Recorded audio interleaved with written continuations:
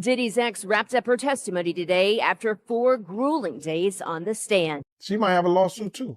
Singer Dawn Richard testifies that Sean Diddy Combs hit Cassie Ventura with a skillet full of eggs. You got to go back to the drugs and the alcohol, man. The drugs and the alcohol, man. And those things will make you do strange things. What does it take to silence a courtroom? Dawn Richard's testimony about Cassie's alleged abuse by Diddy left everyone speechless. Get ready for the bombshell revelations that pulled the curtain back on an unimaginable reality. Diddy's ex wrapped up her testimony today after 4 grueling days on the stand. The defense hit her hard during cross-examination, asking her about a stint in rehab for PTSD, a rape allegation, and asking her to read explicit text messages from over the past 15 years. Richard accused Combs of sexual harassment, gender discrimination, and a hostile work environment by being exposed to sex trafficking and sex acts. She also alleged that she was a victim of false imprisonment. In her suit, Richard stated she was seeking compensatory and punitive damages, as well as other costs for post-traumatic stress, anxiety, and emotional suffering, and financial losses she suffered as a result of Combs' alleged behavior. Combs has denied her allegations. His lawyer told E! News in September, Mr. Combs is shocked and disappointed by this lawsuit. Richard's testimony in Combs' ongoing trial comes 8 months after she accused the rapper in a lawsuit of subjecting her to years of inhumane working conditions, which included groping, assault, and false imprisonment. The lawsuit, filed in September, obtained by E! News, stated, Mr. Combs frequently held meetings with Ms. Richard wearing only his underwear, despite Ms. Richard's protests and repeated requests for him to put on clothing. In her filing, the 41-year-old also alleged that Combs ordered her to strip down to her underwear, made demeaning remarks about her body, and entered her dressing room unannounced while she was unclothed, and touched her without her permission under the guise of showing the stylist what to do. Dawn Richard's testimony hit the courtroom like a lightning bolt. A former member of Danity Kane, the girl group created under Diddy's management, Dawn was more than just a former collaborator. She was a close observer of the inner workings of Diddy's world. This made her testimony one of the most critical pieces in the trial's first week. People expected that she might have a few insights to share, but the details she revealed left the room frozen in shock. What exactly did she say about Cassie's alleged abuse that silenced an entire courtroom? Dawn's connection to both Diddy and Cassie wasn't just professional, it was deeply personal. As part of Danity Kane, she worked closely with Diddy, meaning she interacted with him and the people in his orbit on a daily basis. Cassie, of course, was his longtime girlfriend, a relationship that many thought looked glamorous from the outside, but Dawn's testimony painted a much darker picture of what really went on behind closed doors. Her words added context to the years of whispers about abuse that had hovered around Diddy and Cassie's relationship. When it was Dawn's turn to take the stand, the courtroom's energy shifted immediately. She described moments where she allegedly witnessed Diddy's angry outbursts, leaving those around him walking on eggshells. According to her, these outbursts didn't spare Cassie, who often bore the brunt of his fury. Dawn was clear that her description wasn't based on rumors, but on things she personally experienced. She was there, watching it all unfold. Dawn spoke in detail about one specific incident that left the room in stunned silence. Without revealing any quotes, she described an argument where Diddy reportedly screamed at Cassie to the point where her physical reaction betrayed the emotional toll his words had taken. It wasn't just the yelling, though. It was the menacing tone and the way Diddy allegedly manipulated every situation so that Cassie would feel powerless to defend herself. For Dawn, this moment became etched in her memory, and she described it as one of several instances where Cassie seemed trapped under Diddy's control. The weight of Dawn's testimony didn't just come from the events she described, but from the way it was delivered. Her voice reportedly carried traces of anger and sadness, as though she had been waiting for years to finally speak out. Legal analysts in the room reportedly said that first-hand accounts like hers can be a powerful tool in a trial.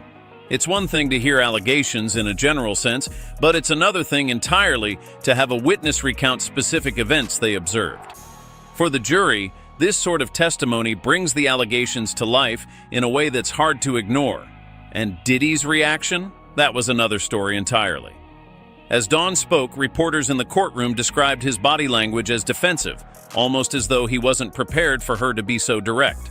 He shifted in his seat, his expression darkened, and he reportedly leaned over to his legal team during her testimony.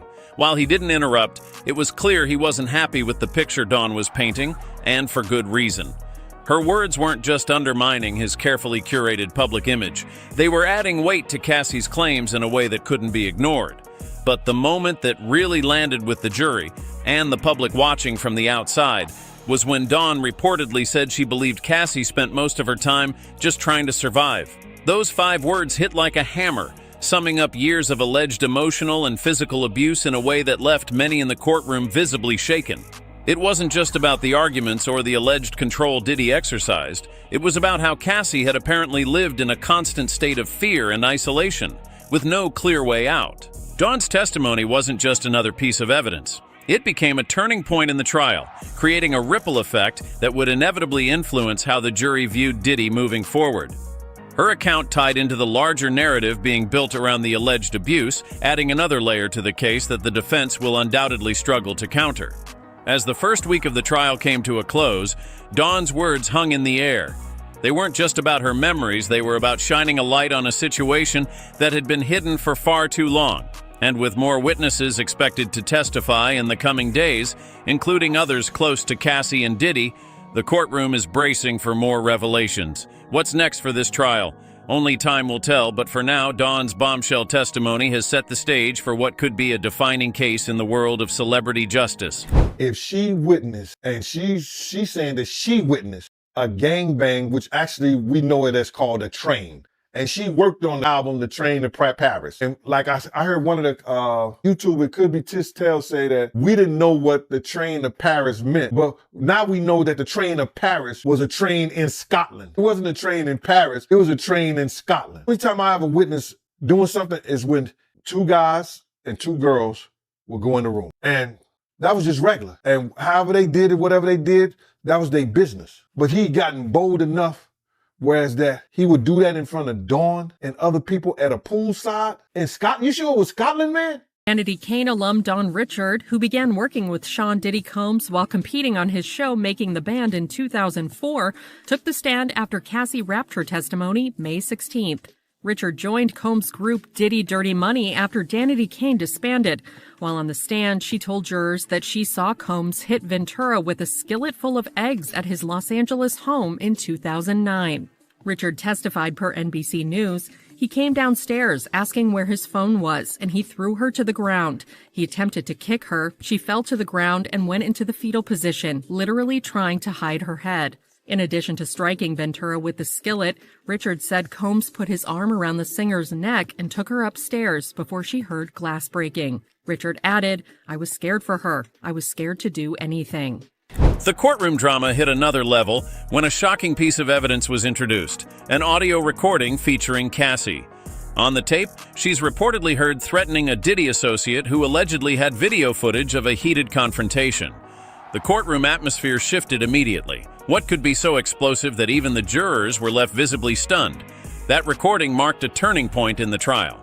It didn't just offer a new glimpse into the toxic web of Diddy and Cassie's relationship. It exposed the emotional chaos both seemed to be caught in. The recording played out for the courtroom, and the words carried raw emotion that no one could ignore. In it, Cassie's tone was desperate, furious, and unrelenting. Legal insiders described her words as a reflection of someone worn down by years of conflict and pain. Her threats seemed more like the breaking point of someone who felt trapped rather than premeditation. It was that emotional rawness that gripped the room. Here's what we know about the tape. Cassie's voice is heard addressing a man believed to be a close Diddy associate. This man allegedly had recorded proof of a violent altercation between Cassie and Diddy. Cassie's voice quivers between rage and determination as she demands answers and makes threats to protect herself. The recording shows just how far their issues extended, not only affecting their personal dynamic, but pulling in others who worked for Diddy. And that level of emotional instability, especially the fear of being exposed, was hard for jurors and onlookers alike to ignore. But why would Cassie be on such a precarious edge, threatening someone connected to Diddy? Experts following the trial suggested that moments like these aren't uncommon in abusive relationships. Years of manipulation, isolation, and emotional instability take a toll. People in these situations often reach their limit, manifesting behavior that might seem irrational to outsiders, but in reality is born out of relentless mental and emotional strain. One legal analyst even weighed in, saying the tape added layers of complexity to the ongoing narrative. It didn't just back up claims of an unhealthy, abusive relationship, it also suggested that Cassie was living in constant fight-or-flight mode, where her emotional responses became more extreme over time. The tape wasn't a simple moment of Cassie standing up for herself. It also showed the toll of reportedly being controlled, hurt, and boxed into a volatile relationship for years. You could almost hear that desperation in her voice. This wasn't about revenge. It seemed like survival. For the jury, the audio presented a complicated picture. It amplified the severity of the allegations against Diddy, while also forcing them to unpack Cassie's emotional state. Was the recording definitive proof of her struggles? Maybe not on its own, but when paired with Dawn Richards' testimony and other mounting accounts, it painted an even clearer portrait of a toxic cycle few could fathom. As impactful as the tape was, it left other questions for the courtroom to consider. Diddy's legal team is expected to argue that Cassie's emotional outburst discredits her claims, painting a picture of instability to sow doubt around her testimony. This strategy isn't surprising. Defense teams often resort to tactics like this when representing high-profile clients. And let's be clear, this won't just stretch into Cassie's words or actions from the recording. Rumors say more of her past, from her mental health to prior personal interactions, will soon be scrutinized by the defense. But here's the thing.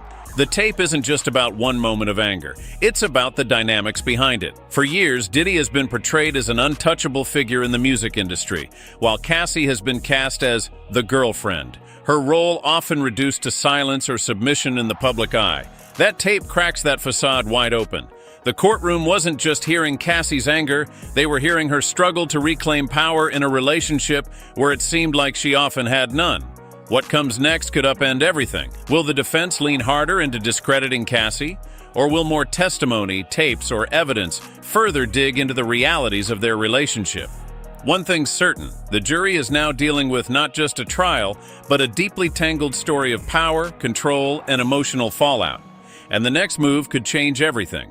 Those are things that she's going to have to bring up into the lawsuit, that Diddy stopped the way that she was working and how she could work by the fact that he would change, like you just said. What she would do, bro, he would turn off her mic and don't let her sing songs or don't let her do certain things, a part of the band, when he do her sexual advancements. I don't know what to say about that, brother. All I can say is that, you know, all of it sounds like using his power. He's using his power to get at people that works for him. And when you do that, when they bring you to court, 9 times out of 10, you're going to lose if they can prove it. One text message, Cassie writes, "I'm lost without you." We know now that she called herself Cece for Cassie Combs. We know now that she wanted to have a child with him.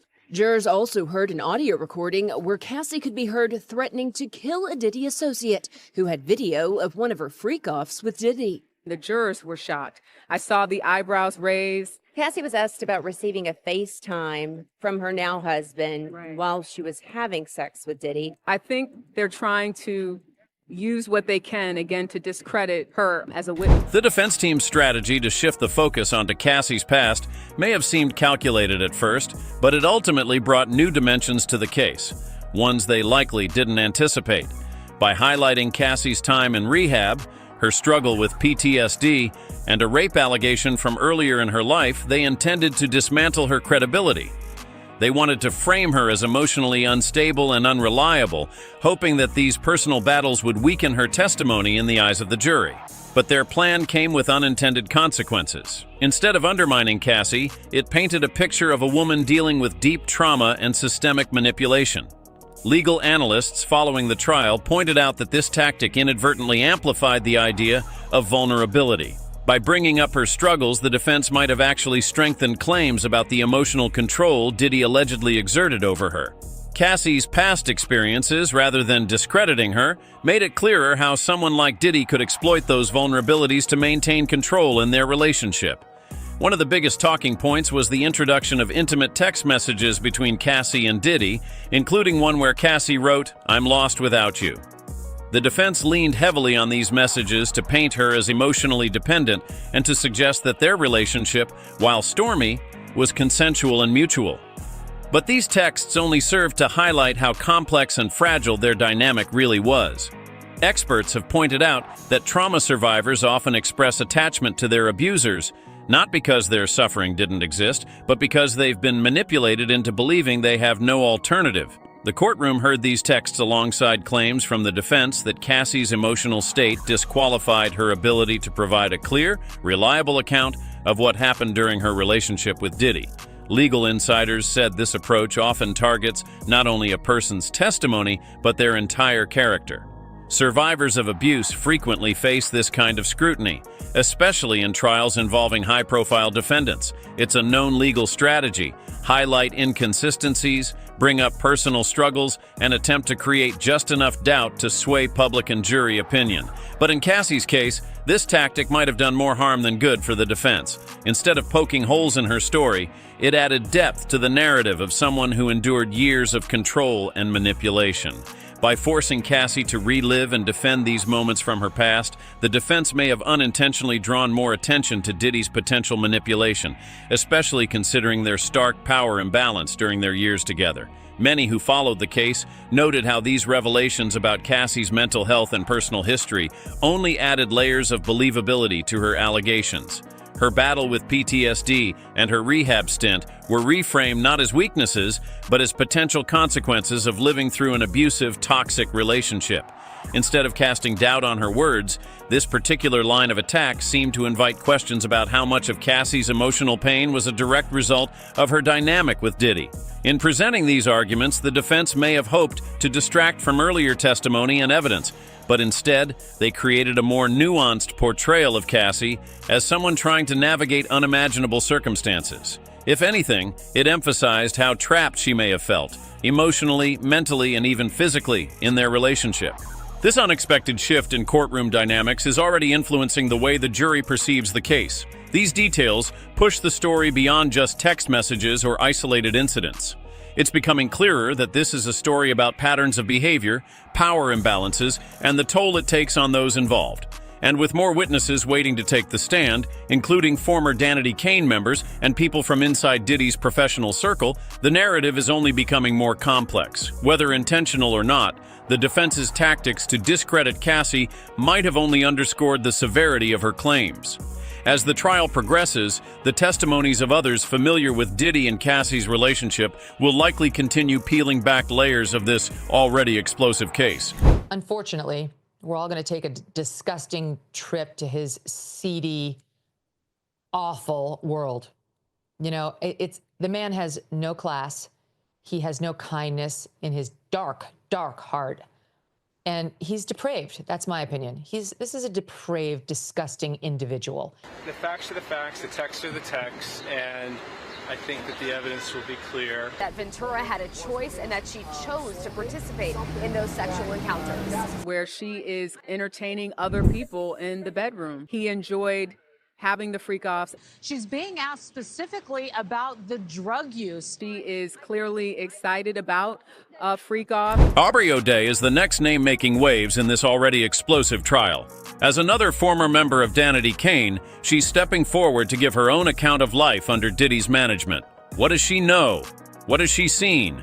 These are the questions everyone is asking as Aubrey prepares to take the stand. And it's not just her. Diddy's former employees, some of whom were close to his personal and professional life, are also lining up to testify. Each witness adds another thread to this unraveling story, one that's becoming harder to ignore. The significance of multiple witnesses can't be overstated.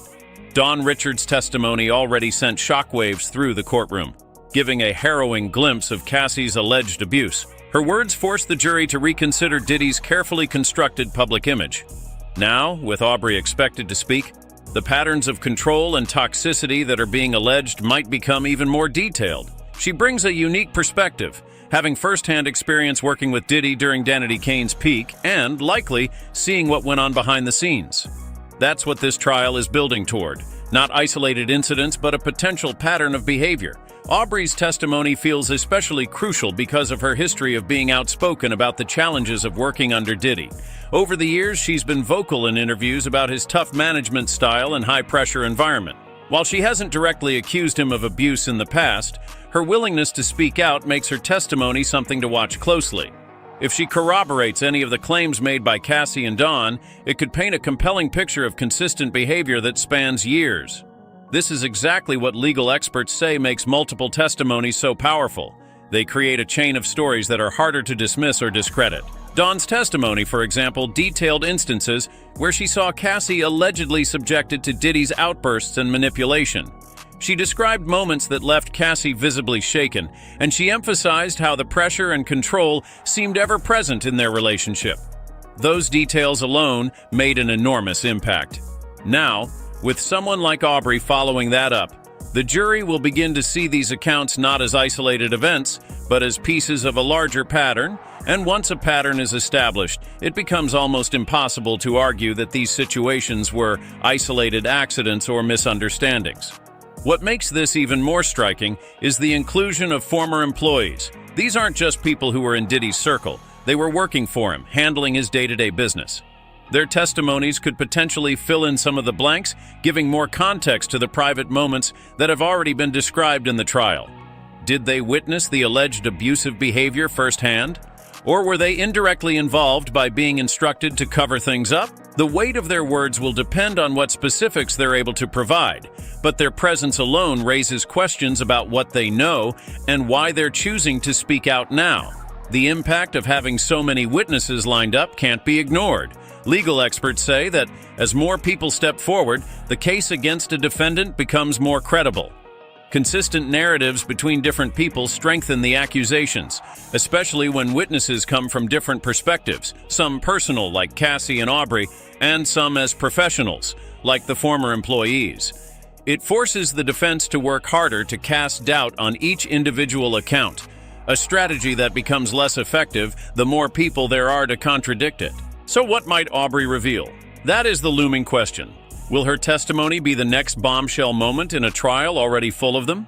Some speculate she may bring up professional dynamics that mirror the personal control alleged by Cassie, suggesting that Diddy's behavior wasn't bound to private relationships but extended into his professional dealings. If true, this could further solidify the picture being painted by the prosecution, a picture of a man who thrived on control and intimidation. The growing number of witnesses also adds urgency to the trial. It's no longer just about one person's word against another. It's about creating an overwhelming narrative backed by multiple accounts. This puts significant pressure on Diddy, who has already faced intense scrutiny during the first week of the trial. And with every new person stepping forward, the question lingers. What will they say? And how will it shift the scales of this case? Aubrey O'Day and the others have the potential to turn an already complicated trial into something much bigger. Only time will reveal what happens when they testify. The first week of the trial was nothing short of a spectacle, and Diddy's reactions throughout it all became a key focal point.